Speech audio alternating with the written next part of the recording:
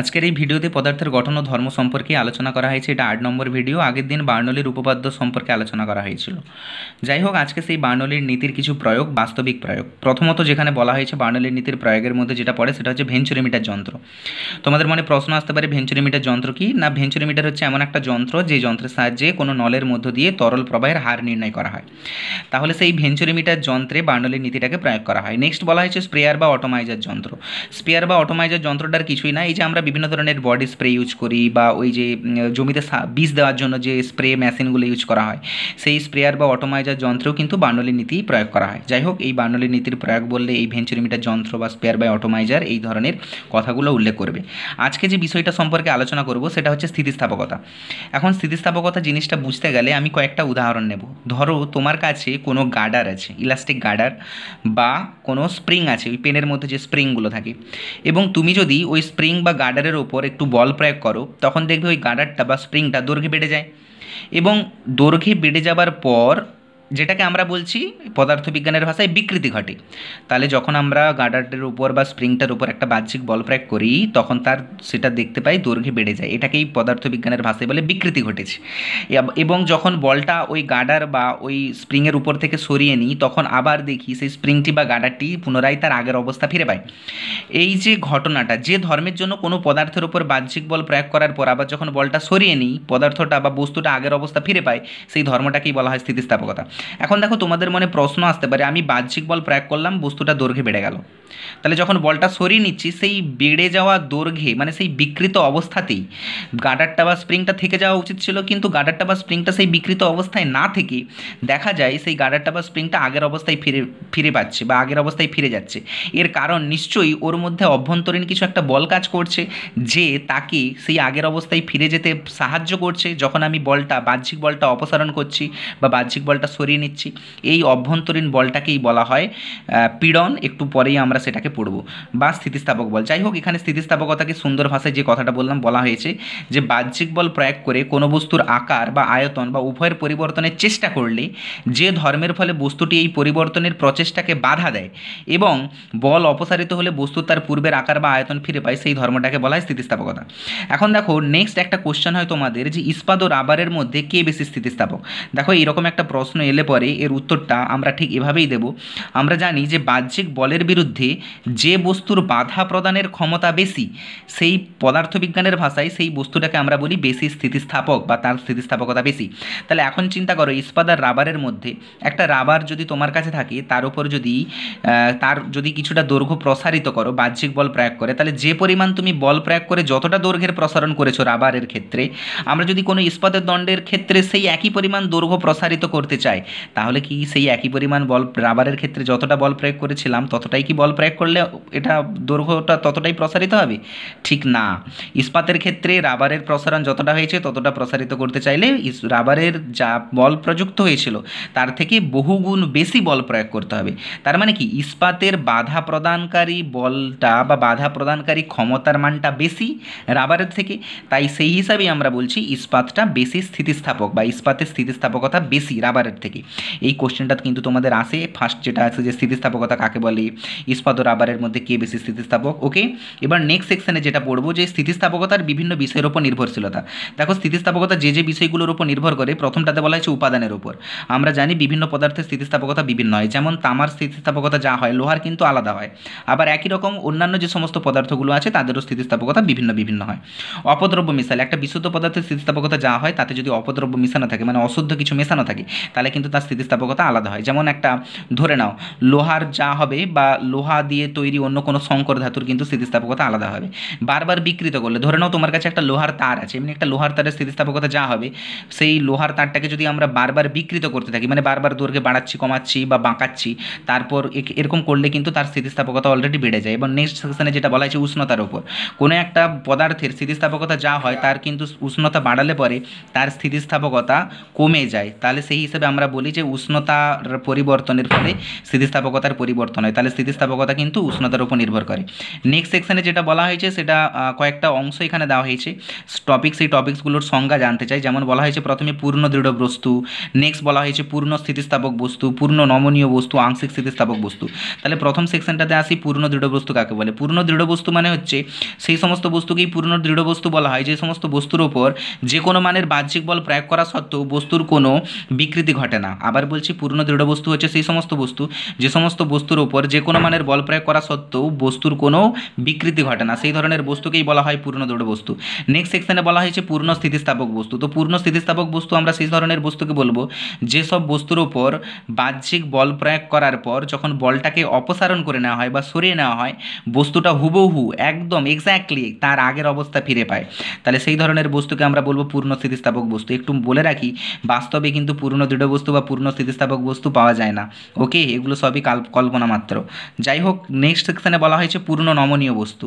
দেখো, পূর্ণ নমনীয় বস্তু কাকে বলবো না, সেই সমস্ত বস্তুকে আমরা পূর্ণ নমনীয় বস্তু বলবো যে সমস্ত বস্তুর ওপর বাহ্যিক বল প্রয়োগ করার পর বস্তুটার বিকৃতি ঘটে যায় এবং বল অপসারণ করে নিলে বস্তুটা সেই বিকৃত দশাতেই থেকে যায়, মানে সেই বিকৃত অবস্থাতেই থেকে যায়, সেই ধরনের বস্তুকে বলা হয় পূর্ণ নমনীয় বস্তু। এই হিসাবে উদাহরণ হিসাবে বলা যেতে পারে যে এক তাল কাদা, মানে একটা কাদার যদি তাল করা হয় তাহলে সেক্ষেত্রে সেটাকে আমরা অনেকটা পূর্ণ নমনীয় বস্তু বলতে পারি, যদিও বাস্তবে এটা সম্ভব নয়। নেক্সট বলা হয়েছে আংশিক স্থিতিস্থাপক বস্তু। আংশিক স্থিতিস্থাপক বস্তু আমরা সেই ধরনের বস্তুকে বলবো যে ধরনের বস্তুর উপর বাহ্যিক বল প্রয়োগ করার পর বস্তুটার বিকৃতি ঘটে এবং বাহ্যিক বল সরিয়ে নিলে পরে বস্তুটা আংশিকভাবে তার আগের অবস্থা ফিরে পায়। এই ধরনের বস্তু যদি হয় তাহলে সেই ধরনের বস্তুকে আংশিক স্থিতিস্থাপক বস্তু বলবো। তবে মজার ব্যাপার হচ্ছে বেশিরভাগ বস্তুই আংশিক স্থিতিস্থাপক বস্তুর ক্যাটাগরিতেই পড়ে। নেক্সট সংজ্ঞা যেটা আসছে সেটা হচ্ছে পীড়ন। পীড়ন কি, দেখো একটু আগে আমি যে কথাটা বলেছিলাম, ধরে নাও ওই গার্ডার বা স্প্রিং যেটা তোমার কাছে ছিল এবং তার উপর যখন তুমি বাহ্যিক বল প্রয়োগ করছো তখন তার কি ঘটছে, বিকৃতি ঘটছে, তাই না?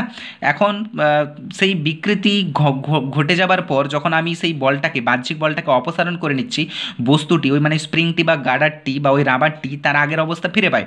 এখন তার আগের অবস্থা ফিরে পাওয়ার পেছনে মূল কারণ হচ্ছে যে ওই বস্তুটা মানে ওই রাবার বা ওই স্প্রিংটার মধ্যে একটা অভ্যন্তরীণ বল কাজ করছে যে তাকে তার আগের অবস্থায় ফিরে যেতে সাহায্য করছে, না হলে তো এটা কখনোই সম্ভব নয়, তাই না? তাহলে সেই অভ্যন্তরীণ বলটাকেই আমরা বলছি পীড়ন। এখন প্রশ্ন হচ্ছে, এমনি ধরে নাও কোনো একটা রাবার পড়ে আছে বা এমনি কোনো একটা স্প্রিং পড়ে আছে, তার উপর কোনো বাহ্যিক বল প্রয়োগ করা হচ্ছে না, তাহলে কি তার মধ্যে পীড়ন কাজ করবে? না। যতক্ষণ না কোনো পদার্থের কোনো ওই গার্ডার বা স্প্রিং বা অন্য কোনো পদার্থের উপর কোনো বাহ্যিক বল প্রযুক্ত হচ্ছে না, যতক্ষণ না বাহ্যিক বল প্রয়োগ করে তার বিকৃতি ঘটাবার চেষ্টা করা হচ্ছে বা বিকৃতি ঘটানো হচ্ছে, ততক্ষণ কিন্তু তার মধ্যে পীড়ন সৃষ্টি হবে না। যেই আমরা বিকৃতি ঘটাবার চেষ্টা করলাম বা বিকৃতি ঘটাচ্ছি তখনই কিন্তু এই বস্তুটার মধ্যে পীড়ন কাজ করে এবং বাহ্যিক বল সরিয়ে নিলে পরে এই পীড়নের জন্যই কিন্তু মানে এই প্রযুক্ত অভ্যন্তরীণ বলের জন্য মানে এই যেটাকে আমরা পীড়ন বলছি, পীড়নের জন্যই কিন্তু বস্তুটা তার হুবহু আগের আকৃতি বা আংশিক আগের আকৃতি ফিরে পায়। তাহলে সেই পীড়নকে মেজারমেন্ট করবো কীভাবে?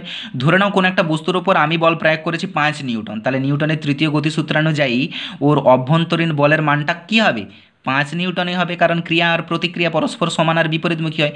কিন্তু সেটা কোন দিকে কাজ করবে? আমি যেদিকে প্রয়োগ করেছি তার ঠিক বিপরীত দিকে। তাহলে এখানে প্রযুক্ত বল মানে আমি যে বলটা প্রয়োগ করছি সেটাই সেই অভ্যন্তরীণ বল। তাহলে এখানে পীড়নকে মেজারমেন্ট করা হয় ঠিক এভাবে, প্রযুক্ত বল বাই প্রস্থচ্ছেদের ক্ষেত্রফল। মানে আমি যতটা ক্ষেত্রফলের ওপর বলটা প্রয়োগ করছি একক ক্ষেত্রফলের ওপর প্রযুক্ত বলটাই হচ্ছে পীড়ন।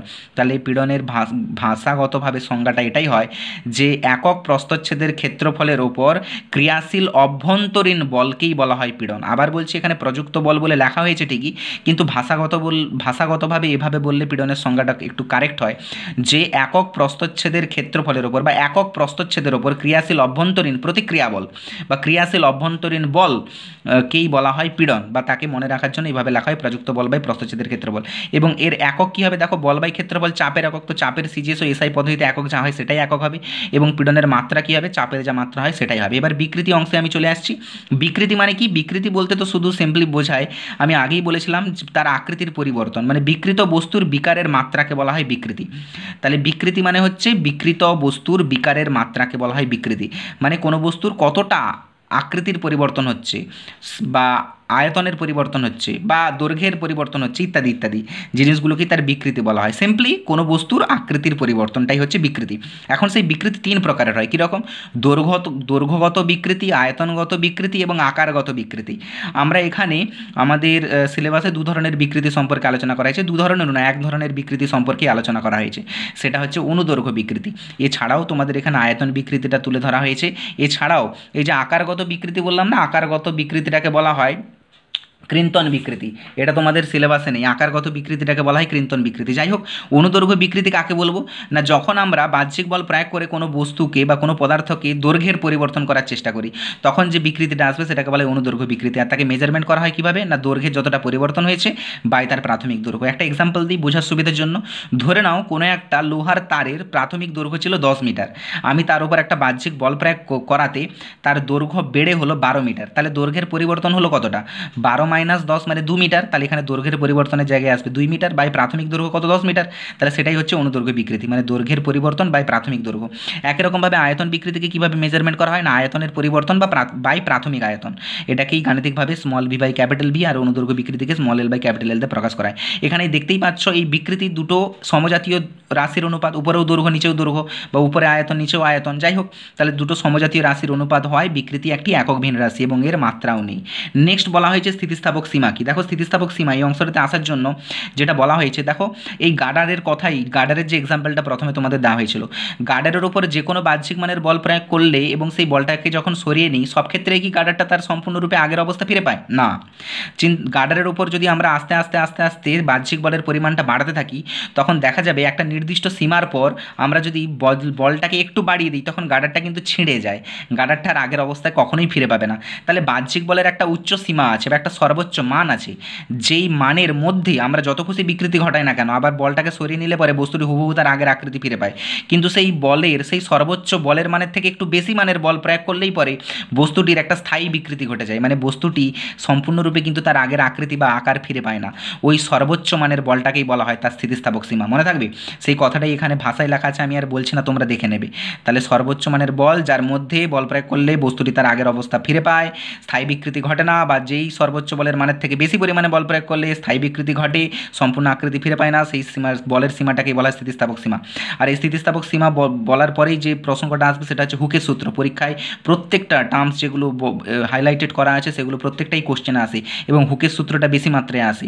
তাহলে হুকের সূত্রটা কি? হুকের সূত্র, হুক বলে একজন বিজ্ঞানী, তিনি যেটা বলেছিলেন পীড়ন আর বিকৃতির মেজারমেন্ট করে, যে স্থিতিস্থাপক সীমার মধ্যে পীড়ন বিকৃতির সমানুপাতিক, অর্থাৎ স্থিতিস্থাপক সীমার মধ্যে বিকৃতি যতটা ঘটানো হয় তার তালে তালে পীড়নটাও সেই হারে বাড়তে থাকে। যদি বিকৃতির পরিমাণ বাড়ায় পীড়নের পরিমাণ বাড়বে, যদি বিকৃতির পরিমাণ কমায় পীড়নের পরিমাণও কমবে। সেটাকেই বলা হয়েছে হুকের সূত্রে, যে স্থিতিস্থাপক সীমার মধ্যে পীড়ন বিকৃতির সমানুপাতিক। এখন এরকম একটা শর্ট কোশ্চেনও আসে যে হুকের সূত্র কি সব ক্ষেত্রেই প্রযোজ্য? না, হুকের সূত্রটা সেই ক্ষেত্রেই প্রযোজ্য যতক্ষণ বলটা স্থিতিস্থাপক সীমার মধ্যে থাকবে। তাহলে স্থিতিস্থাপক সীমার মধ্যে পীড়ন বিকৃতি সমানুপাতিক হয়, এটাই হুকের সূত্র। এবং এই হুকের সূত্রটা থেকে আমরা এইভাবে বলতে পারি যে পীড়ন প্রপোর্শনাল টু বিকৃতি, এটাই তো হুকের সূত্র বলেছে, পীড়ন বিকৃতির সমানুপাতিক, সেটাকেই আমরা বলতে পারি পীড়ন বাই বিকৃতি সমান ধ্রুবক, আর এই ধ্রুবকটাকেই বলা হয় স্থিতিস্থাপক গুণাঙ্ক। মনে রাখবে, পীড়ন বাই বিকৃতি হচ্ছে ধ্রুবক আর এটাকেই বলা হয় স্থিতিস্থাপক গুণাঙ্ক।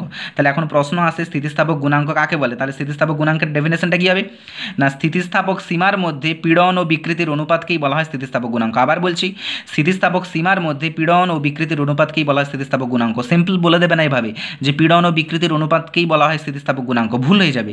কারণ স্থিতিস্থাপক সীমার মধ্যে পীড়ন ও বিকৃতির অনুপাতকে স্থিতিস্থাপক গুণাঙ্ক বলে, এটা বলতে হবে। কারণ হুকের সূত্র থেকে স্থিতিস্থাপক গুণাঙ্ক টার্মটা এসে, আর হুকের সূত্রটা প্রযোজ্য কার ক্ষেত্রে? স্থিতিস্থাপক সীমার মধ্যে। তাই স্থিতিস্থাপক গুণাঙ্কের ডেফিনেশন দিয়ে অবশ্যই স্থিতিস্থাপক সীমার মধ্যে পীড়ন ও বিকৃতির অনুপাতকে স্থিতিস্থাপক গুণাঙ্ক বলে এই কথাটার উল্লেখ করতে হবে। আর এই স্থিতিস্থাপক গুণাঙ্ক 3 ধরনের হয়, তোমাদের বইতে কেবলমাত্র একটাই আছে সিলেবাসে, সেটা হচ্ছে ইয়ং গুণাঙ্ক। এছাড়াও ইয়ং গুণাঙ্ক ছাড়াও হয় আয়তন বিকৃতি গুণাঙ্ক ও দৃঢ়তা গুণাঙ্ক। যাই হোক, প্রথমটাই তোমাদের সিলেবাসে আছে। ইয়ং গুণাঙ্ক কি না, অনুদৈর্ঘ্য পীড়ন বাই অনুদৈর্ঘ্য বিকৃতি। দেখো সবগুলি স্থিতিস্থাপক গুণাঙ্ক। স্থিতিস্থাপক গুণাঙ্ক মানে কি? পীড়ন বাই বিকৃতি। তাহলে যখন ইয়ং গুণাঙ্ক আসছে তখন সেখানে পীড়নের জায়গায় বলছি অনুদৈর্ঘ্য পীড়ন, আর বিকৃতির জায়গায় বলছি অনুদৈর্ঘ্য বিকৃতি, মানে দৈর্ঘ্য বরাবর পীড়ন আর দৈর্ঘ্য বরাবর বিকৃতি। আর আয়তন বিকৃতি গুণাঙ্ক হলে বলছি আয়তন পীড়ন বাই আয়তন বিকৃতি। দৃঢ়তা গুণাঙ্ক হলে বলছি কৃন্তন পীড়ন বাই কৃন্তন বিকৃতি। যাই হোক, বি আর সিটা তোমাদের সিলেবাসে নেই, তোমাদের সিলেবাসে শুধু ইয়ং গুণাঙ্ক আছে, অনুদৈর্ঘ্য পীড়ন বাই অনুদৈর্ঘ্য বিকৃতি। এই জিনিসগুলো দেখবে এবং মন দিয়ে চ্যাপ্টারটা পড়বে। যদি কিছু অসুবিধা হয় কমেন্ট সেকশনে জানাবে। ওকে, গুড নাইট।